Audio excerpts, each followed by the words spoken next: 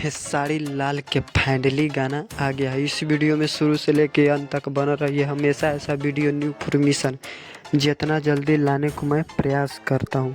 खेसारी लाल की गाना आया है जिस गाना के नाम है बाहर रहेला मर्दा।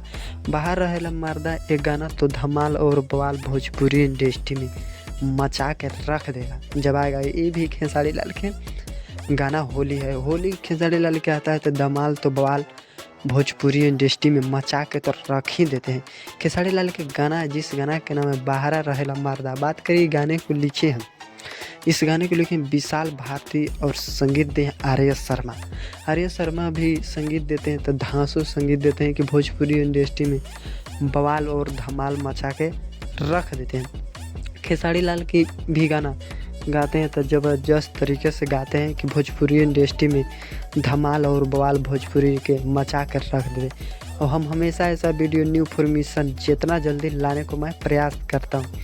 और ऐसा वीडियो न्यू इन्फॉर्मेशन जितना जल्दी लाने को मैं प्रयास करता हूँ। अगर इस वीडियो पर नए हो तो इस वीडियो को लाइक और सब्सक्राइब जरूर करें।